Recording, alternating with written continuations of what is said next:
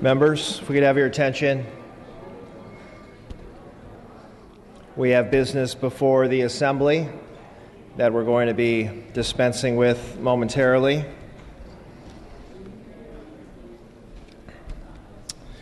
Mr. Holden, you are recognized for your motions. Thank you, Mr. Speaker. I request unanimous consent to suspend Assembly Rule 77 and allow Rule 63 to allow Assembly Bill 114, Assembly Bill 116, and Assembly Bill 119 to be taken up today without reference to file for purposes of concurring and Senate amendments. Without objection, the request is granted. Thank you, Mr. Speaker. Members, the rules have been suspended. We are now going to move to take up AB 114.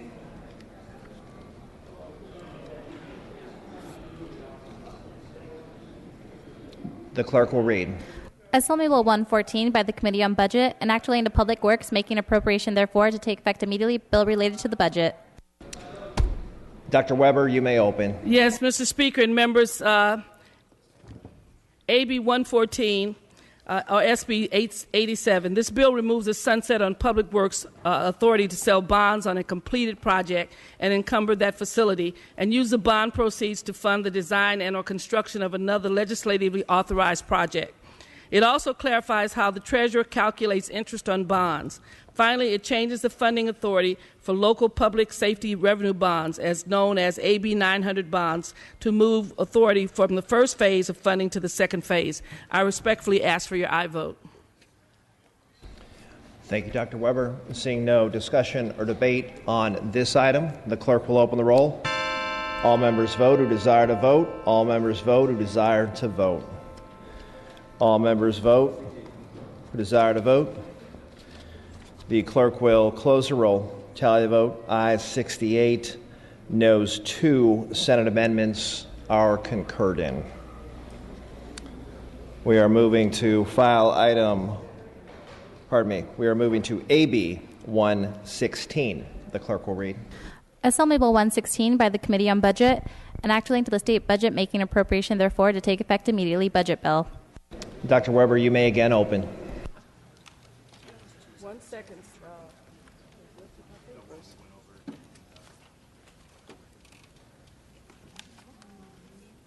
116, 1489. Who's 116? That is not it.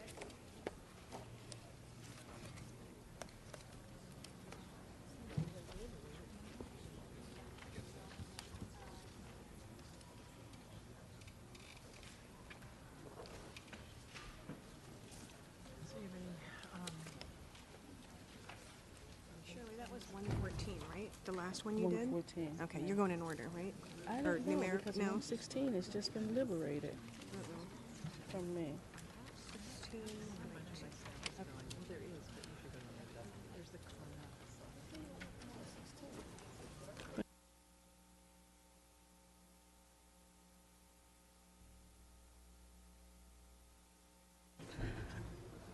Mr. Speaker and members, this bill contains funding necessary to address deficiencies in the 2014 Budget Act. The funds have already been expended and the costs are reflected in the 2015-16 budget package. This bill allocates $241.2 million to the Department of Health Care Services to fund a deficiency resulting from higher than projected Medi-Cal caseloads and expenditure levels. It allocates $170 million to the Department of Developmental Services for staffing adjustments, decertification of 4 intermediate care facilities at Sonoma Developmental Center, and increases in caseload and utilization. $107.8 million to the California Department of Corrections and Rehabilitation to various cost adjustments. $2.5 million to the Department of General Services for the sale-leaseback litigation costs associated with California First LLP versus State of California. And $96 million to the Public Utilities Commission for the Universal Lifeline Phone Program. And lastly, $72 $114 to reimburse qualified counties for the cost of homicide trails. These funds have already been expended, and this bill solely allows for the repayment of the funds deficiency from the 2014 Budget Act. I respectfully ask for an aye vote.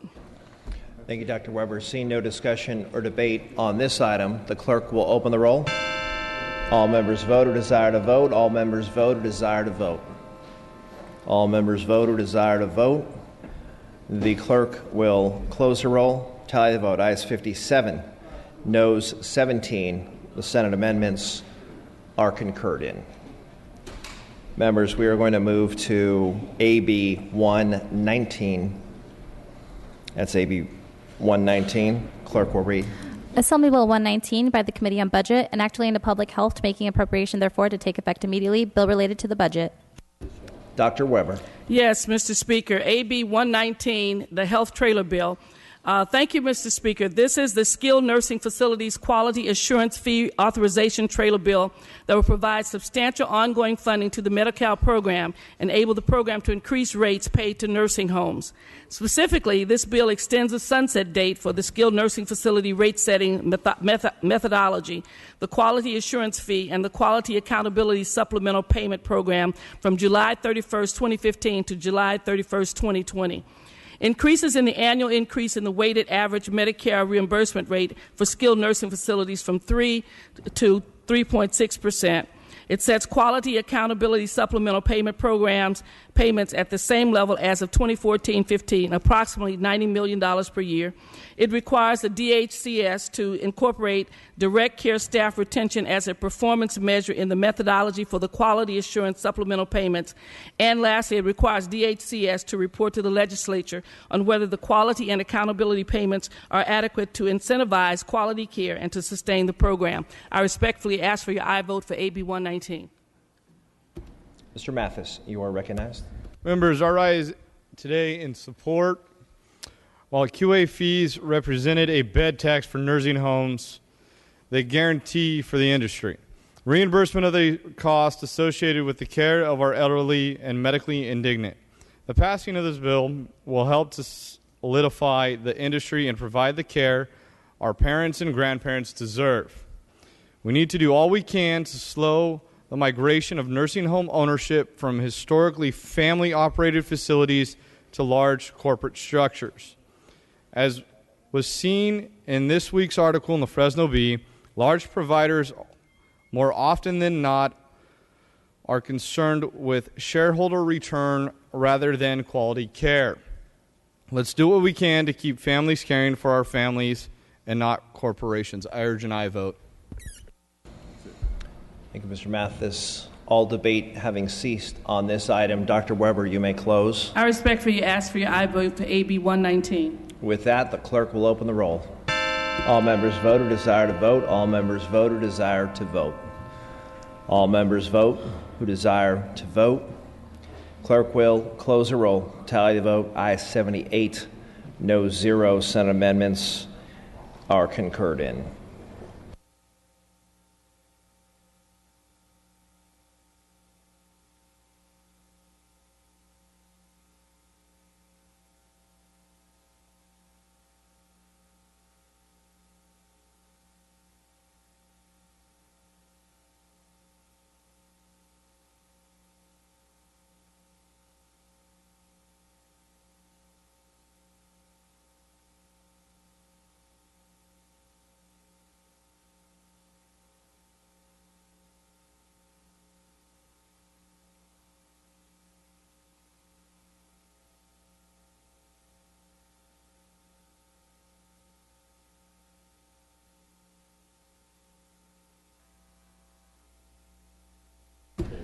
Mr. Holden, you are recognized for your motion. Thank you, Mr. Speaker. I request unanimous consent to suspend Assembly Rule 77 and Assembly Rule 77 and Assembly Rule 63 to allow AB 95 to be taken up today without reference to file for purposes of concurring in Senate amendments. Without objection, the request is granted. Members, the rules have been suspended. We are now moving to AB 95. Clerk will read. Assembly Bill 95 by the Committee on Budget, an act relating to transportation, making appropriation therefore to take effect immediately. Bill related to the budget. Dr. Weber, you may open. Yes, Mr. Speaker and members, I rise again for AB 95, which is a transportation trailer bill. This bill is a transportation trailer bill, and it has several minor provisions related to transportation. It extends flexibility for state transit assistance funding for 1 year. It abolishes 3 defunct special funds. It also provides authority for the relinquishment of a portion of State Route 275, and it contains funding and reporting language related to fish passage barriers caused by state highways. I respectfully ask for your aye vote. Mr. Hadley, you are recognized. Thank you, Mr. Speaker. Members, I rise today in opposition to AB 95. As a first-term member of this chamber who does not sit on the relevant committees, this is my first vote on high-speed rail. Remarkably, not just for me, but for many, if not all of us in this chamber, this may also be my last vote on high-speed rail. I also rise as a member of this chamber who is here in no small part due to my opposition to high-speed rail in 2014. Colleagues of both parties, I ask you to consider how far we are straying from the basic principles of representative government with this bill. This is the most expensive public works project in the country's history. And yet, going forward, high-speed rail is to be funded by a revenue source, cap and trade, that has never been approved by the voters or by this legislature. And further, because this is a continuous appropriation, this will not be subject to future votes of this chamber necessarily. Finally, to add insult to injury, this bill dispenses with the pretense of legislative oversight by liberating the High-Speed Rail Authority from the obligation to even bother to update the legislature for the next 2 years, for the remainder of this legislative session and beyond. Just to cite 2 of the many examples of the distorted provisions of this bill, the distorted priorities of this bill. In January, the governor noted the backlog of over $59 billion in maintenance to our roads, bridges, and transportation network. And this budget doesn't scratch the surface in terms of addressing that backlog. And yet, we are well on our way to spending $68 billion plus on a project that the voters approved a less than $10 billion bond issue 7 years ago, and have not been heard from on this since. Or just another example, in a year when general fund revenue is at an all-time high, we cannot even restore previous funding cuts for services for some of our most vulnerable Californians, such as residents with developmental disabilities, just to take one example. This bill strikes at the very heart of the role of this chamber in the governance of California.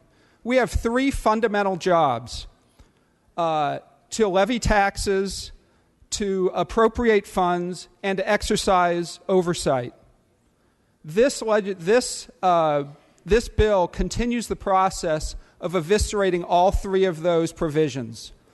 These funds were never appropriated by the legislature. These taxes were never levied by the legislature or the voters. This is going to be a continuous appropriation, and our oversight powers are decimated by the provisions of this trailer bill. Colleagues, I urge a no vote on AB 95. Ms. Grove, you are recognized.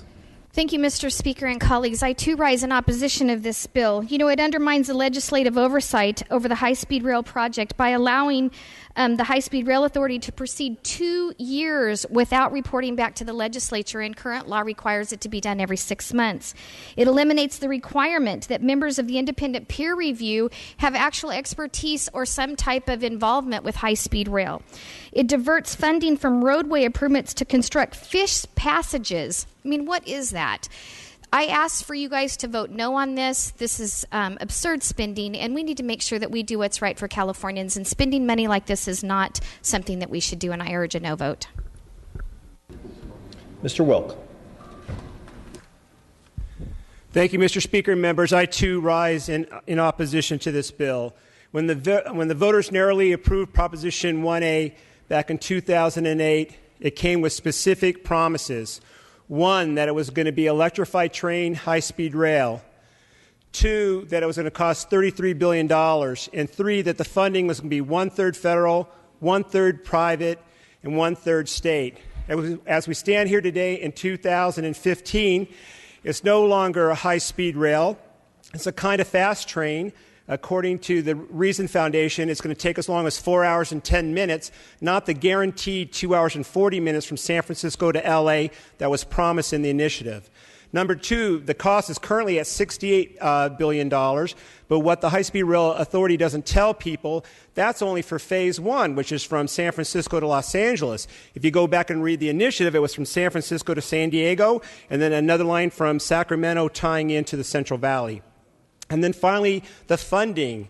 I don't know if you're paying attention to what's going on in Washington, D.C., but they have said no more funding is coming from the federal government. And when it comes to private equity, all I hear is chirps. And then finally, we're maybe even illegally taking money out of cap and trade to fund this boondoggle. And furthermore, there's a lack of transparency at the Rail Authority. They've been having what's called standing committee meetings, and they bar the public from entering those committee meetings. They're not taking votes, but they're certainly giving direction to staff. So in light of the fact that it's not living up legally to the requirements in the proposition, that they're not operating in transparency, how can we forego our constitutional duty to have oversight of this, again, as mentioned earlier from my colleague from the South Bay, $68 billion and growing. It's the largest public works project in the history of man, not just this country, in the history of man. So we need to do the right thing, reject this trailer bill, bring it back to the table so we can fulfill our constitutional duty to have oversight over an agency that's completely rogue and out of control. Thank you.